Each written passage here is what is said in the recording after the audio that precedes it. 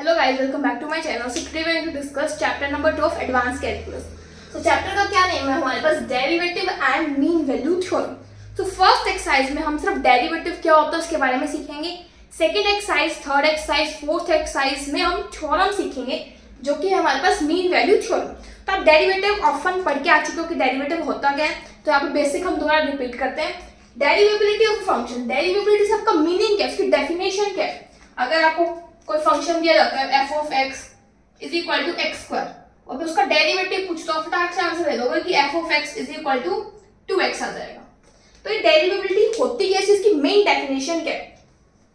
तो derivability of a function f defined on interval a to b. कोई भी function है वो किसी इंटरवल में डिफाइंड है. a टू b कोई इंटरवल है हमारे पास, उसमें वो फंक्शन क्या है, डिफाइंड है.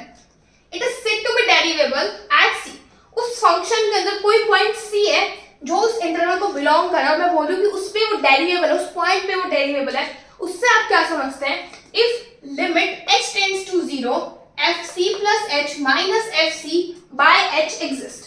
तो लिमिट का कंसेप्ट मुझे लगता है आपको आता होगा कि लिमिट बेसिकली क्या होती है.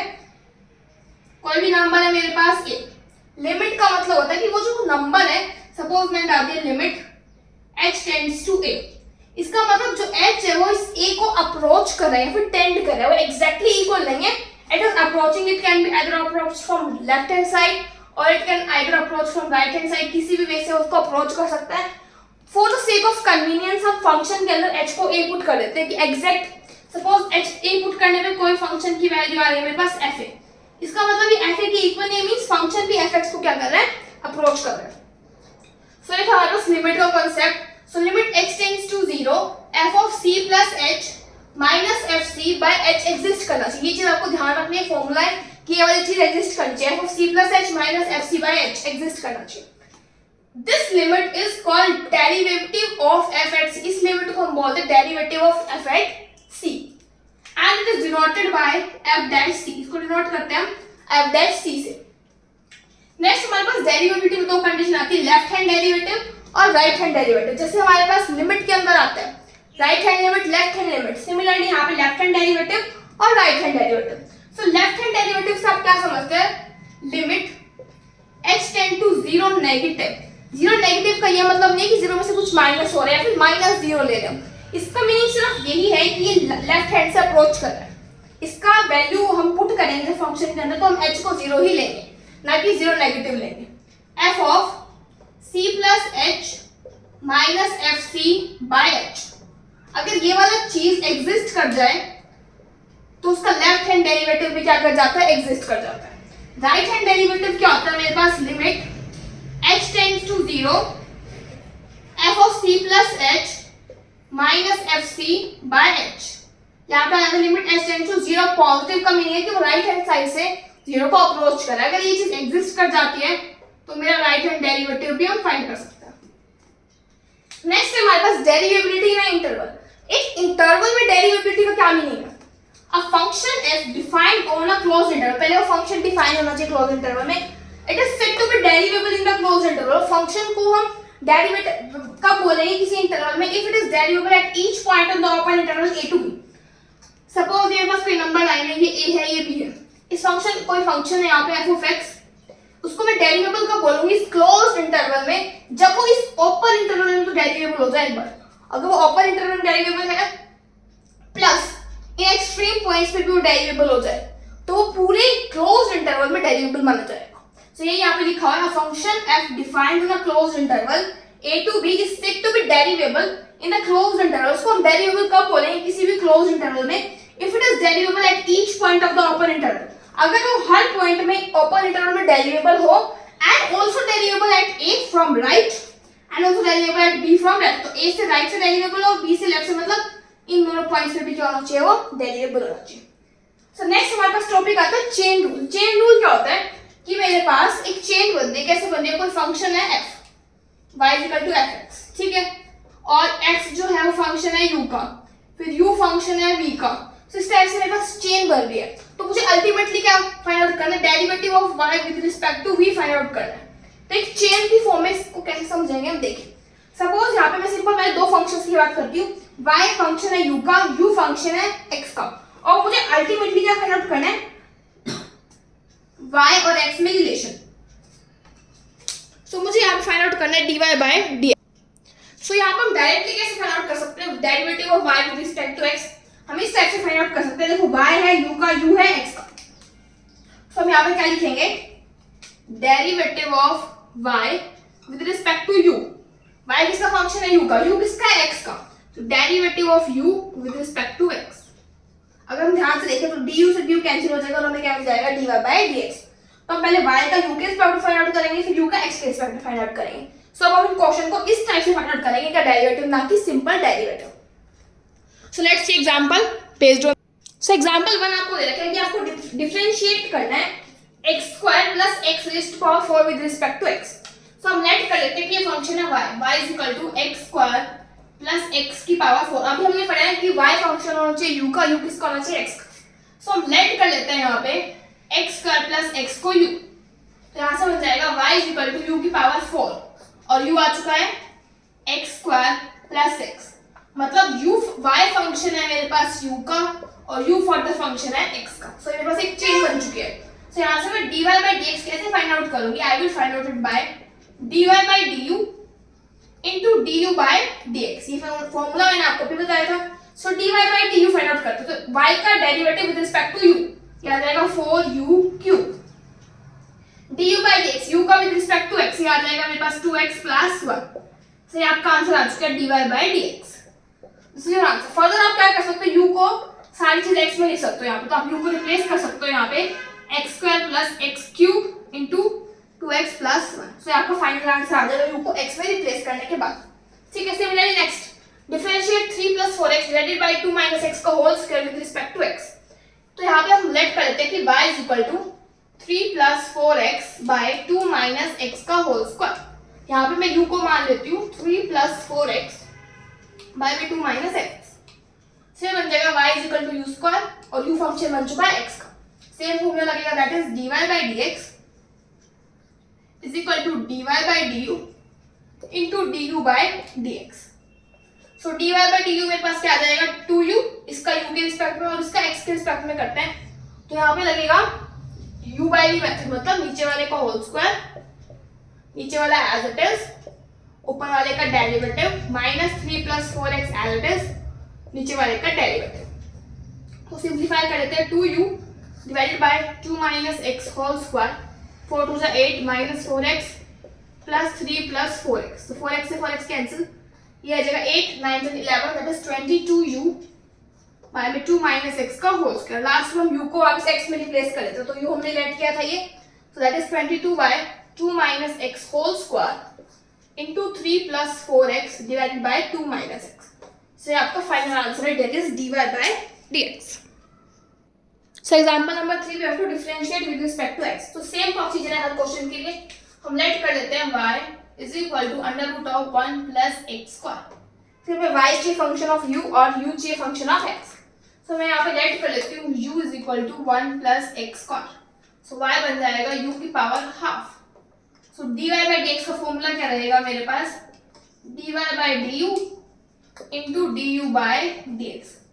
सो dy बाय du मतलब with respect to u differentiate करना है, साइड में कर लेते हैं, पावर आगे पावर एक कम, तो यहाँ पे लिख लेते हैं value 1/2 u into minus half, और du बाय dx की वैल्यू क्या आ जाएगी यहाँ पे, square with respect to x करना है, that is 2x।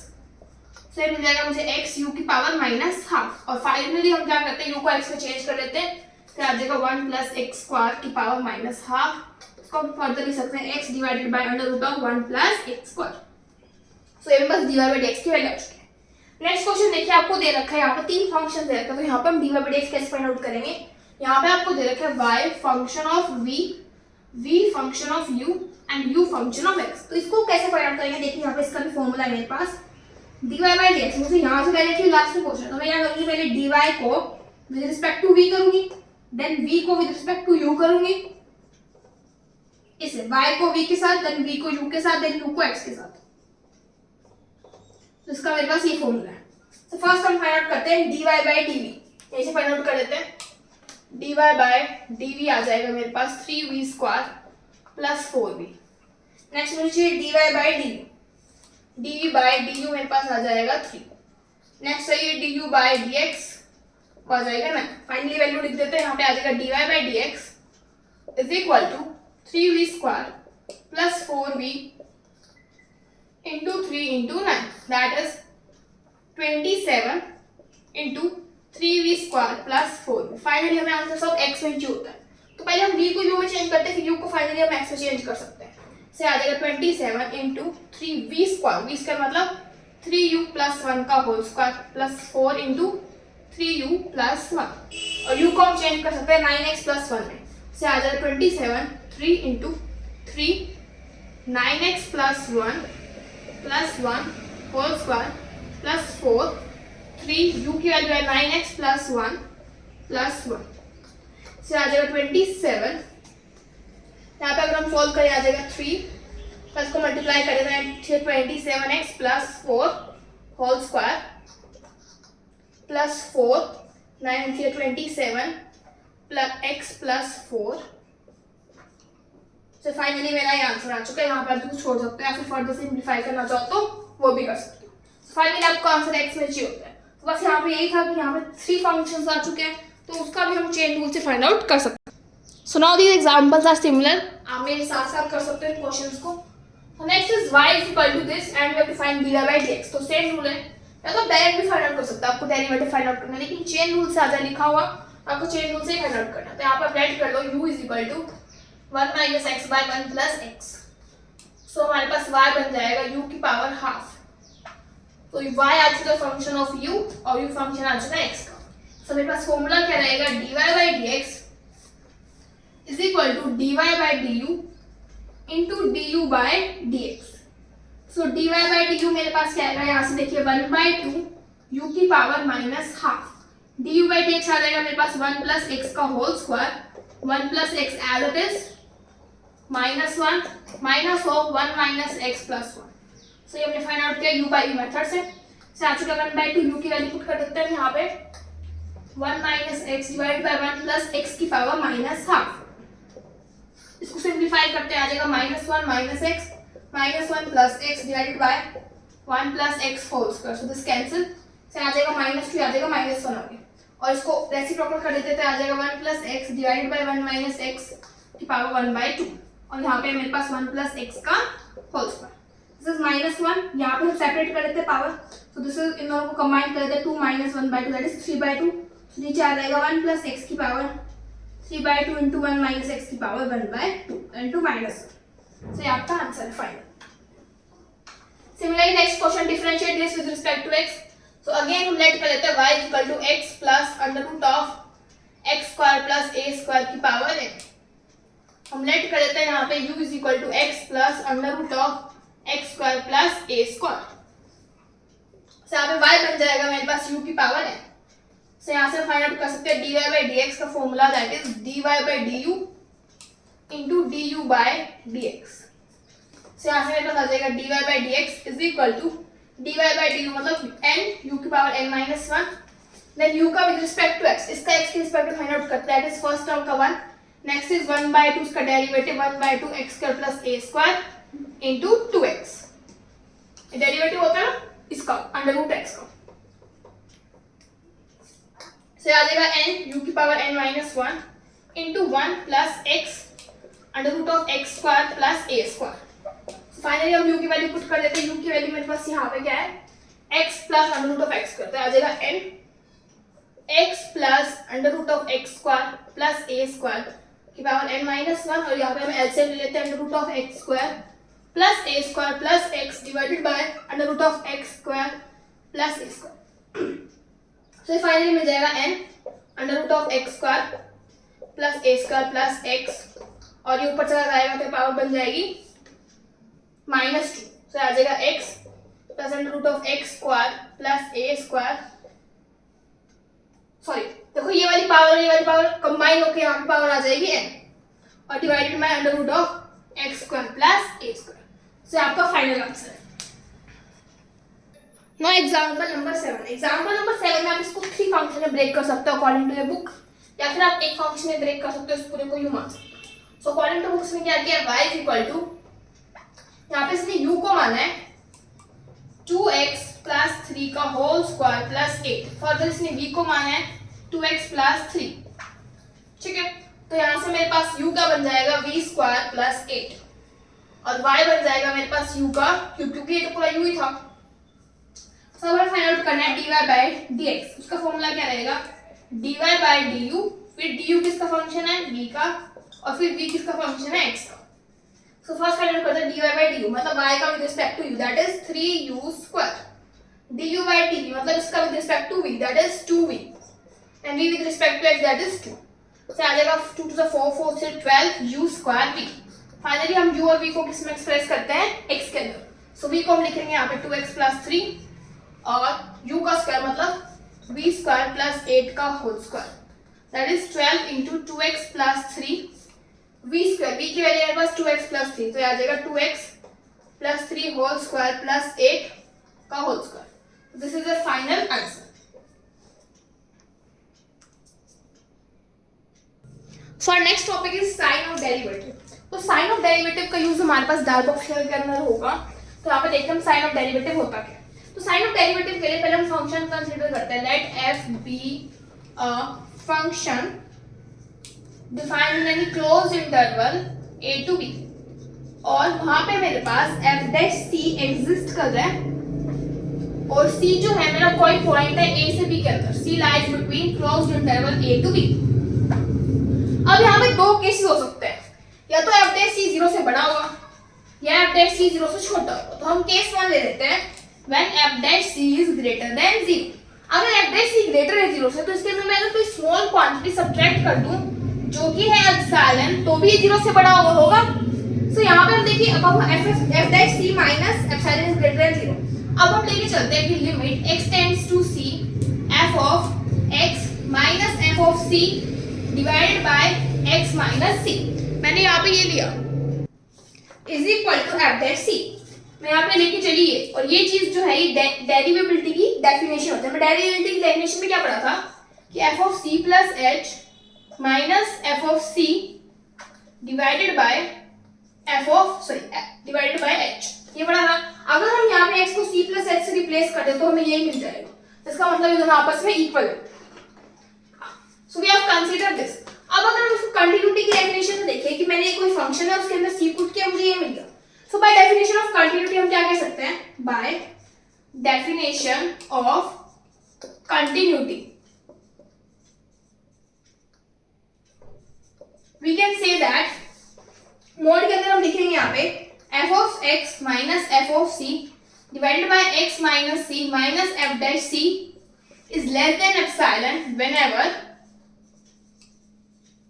x minus c is less than delta। ये हमने कैसे लिखा डेफिनेशन ऑफ कंटिन्यूटी से, देखो limit x tends to c f of x, अगर f of c के इक्वल आ जाए तो हम डेफिनेशन से क्या लिख सकते हैं कि f of x mod of f of x minus f of c is less than epsilon whenever x belongs to x minus c is less than delta।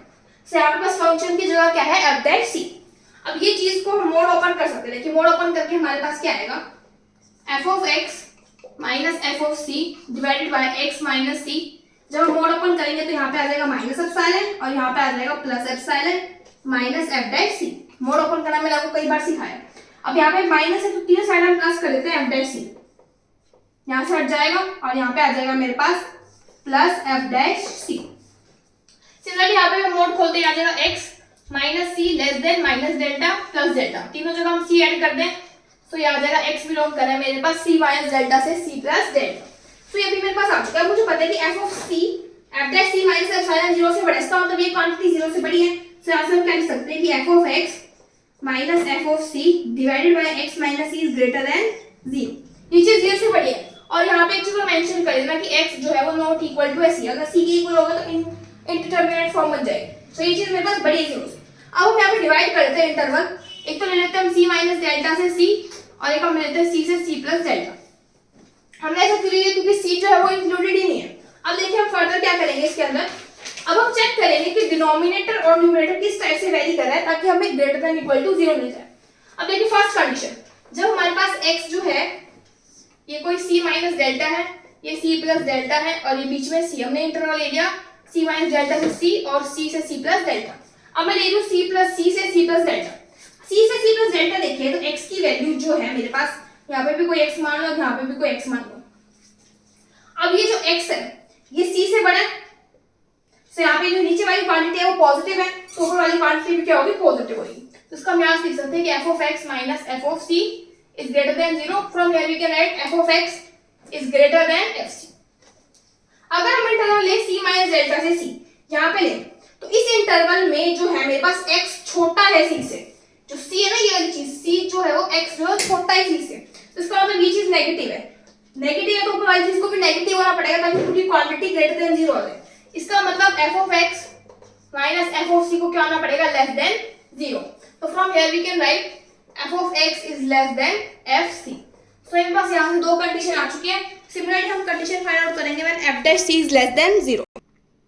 So case 2 में हमने लिया कि f dash c जो है वो 0 से छोटा है, फिर हमने वही चीज की कि वहां पे तो हमने माइनस डेल्टा किया था, एप्सिलॉन किया, सो यहाँ पे हम प्लस एप्सिलॉन करेंगे।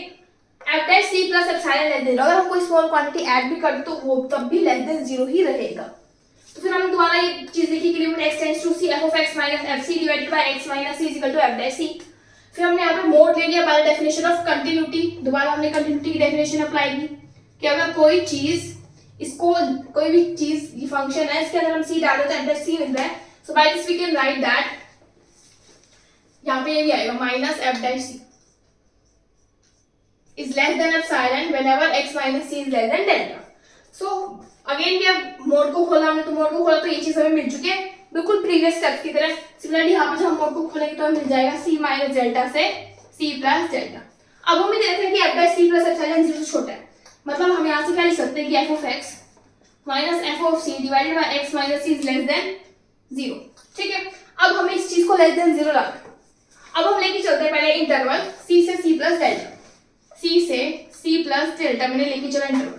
अब देखिए यहाँ पे कोई x है, यहाँ पे x जो है वो c से बड़ा है, इस इंटरवल में x c से बड़ा है, इसका मतलब x जो है वो c से बड़ा है, ये वाली जो टर्म तो पॉजिटिव है, तो पूरी चीज को लेस देन 0 होने के लिए ऊपर वाली चीज को क्या होना पड़ेगा, लेस देन 0 होना पड़ेगा, तब ये नेगेटिव बनेगी। ये लेस देन 0 मतलब यहाँ से आ जाएगा f of x less than f of c। Next हम इंटरवल लेते हैं f of c minus delta से c।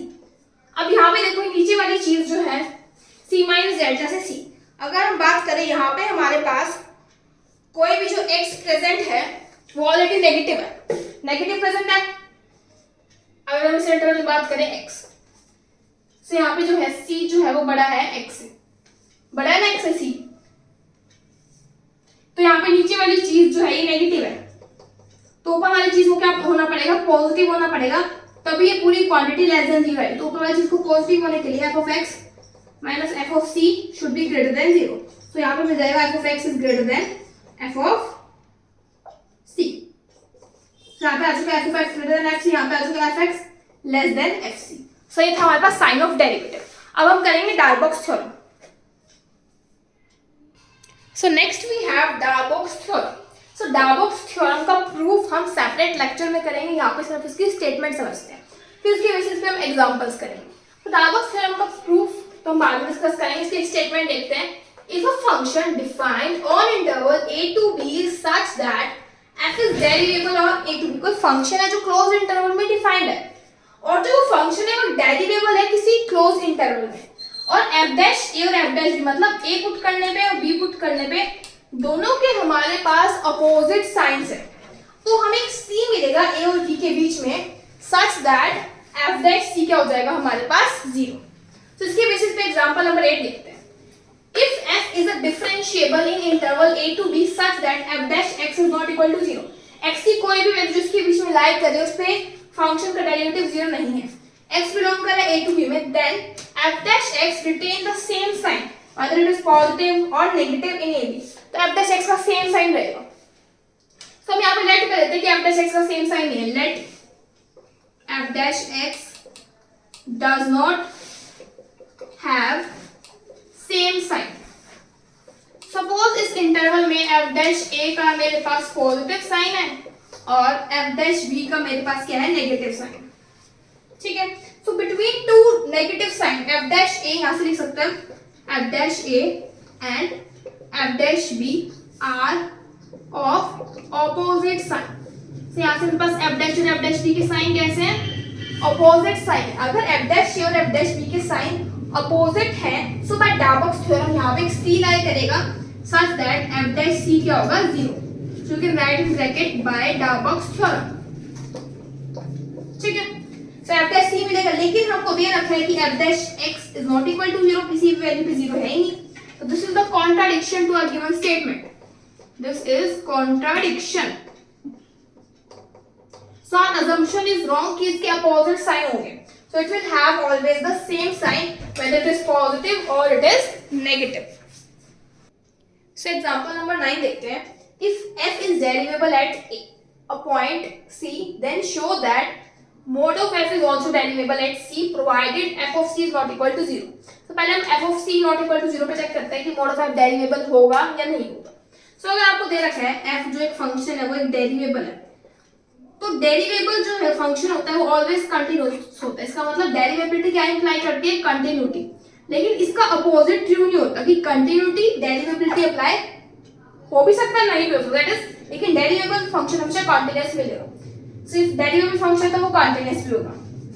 तो कंटीन्यूअस होगा तो यहाँ पे हम केस 1 ले लेते हैं कि f of c not equal to 0, f of c equal to 0 हम बाद में देखेंगे। तो f ऑफ c 0 के इक्वल नहीं है, इसका मतलब f ऑफ c या तो 0 से बड़ा होगा या फिर 0 से छोटा होगा।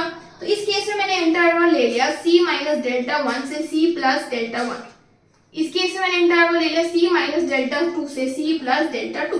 यहाँ पे मैंने ले लिया there exist delta 1 greater than 0। Similarly यहाँ पे भी there exist delta 2 greater than 0। So यहाँ पे देखिए इस इंटरवल में एफ सी 0 से बड़ा है, कोई भी इंटरवल ले लिया मैंने c माइनस डेल्टा 1 से c प्लस डेल्टा 2, यहाँ पे जो एफ ऑफ सी है वो बड़ा है, इसका मतलब यहाँ पे हर कोई वैल्यू जो है वो 0 से बड़ी होगी। सिमिलरली ये चीज 0 से छोटी है, इसका मतलब ये पूरे इंटरवल में वैल्यूज जो है वो छोटी होगी 0 से। आफ्टर दिस हम क्या लिखेंगे, यहाँ पे हम कंसीडर करते हैं mod of f of x that is equal to f of x when it belongs to c minus delta 1 से c प्लस डेल्टा 1, और c माइनस डेल्टा 2 से c प्लस डेल्टा 2 में जब होगा तो ये हो जाएगा माइनस ऑफ fx, क्योंकि एक बार पॉजिटिव आ रही है एक बार नेगेटिव आ रही है, तो मोड में हम ऐसे लिखते हैं ताकि हमें पॉजिटिव वैल्यू मिल जाए, this is mode of x। और अगर वैल्यूज ऐसी आ रही है मतलब अपोजिट साइंस की आ रही है, देयरफॉर बाय डार्बॉक्स थ्योरम हमें f डैश c 0 के इक्वल मिलेगा, और यहां से हम क्या कह सकते हैं फंक्शन जो है वो डेरिवेबल होगा। So here we can write function mod of f of x is also derivable. अब देखते हैं is the result true for fc equals to 0 if not show by example। देखिए अगर f of c equal to 0 नहीं होगा तो ये condition थी, अब 0 के इक्वल होगा तो हम ये कंडीशन लिख ही नहीं पाएंगे, तो देयरफॉर ये ट्रू नहीं होगा। तो इसको यहाँ पे एग्जांपल समझते हैं। मैंने यहाँ ले लिया f of x ले लिया मोड ऑफ x, तो यहाँ पे f of 0 पे आ जाएगा मेरे पास 0, लेकिन यहाँ पे अगर मैं सिंपल f of x लूंगी तो आ रहा है मोड ऑफ x। ये फंक्शन डेरिवेबल तो है 0 पे, लेकिन यहाँ पे जो फंक्शन है डेरिवेबल नहीं है, क्योंकि इसके ऐसे दो अपोजिट वैल्यूज नहीं आ रही। अगर आप माइनस लोगे तो भी पॉजिटिव मिलेगी, और अगर सिंपल लोगे तो भी आपको पॉजिटिव ही मिलेगी, so therefore the function is not derivable. So I hope आपको ये लेक्चर समझ आया होगा। So in the next video I will be sharing the proof of Darboux theorem. Till then thank you.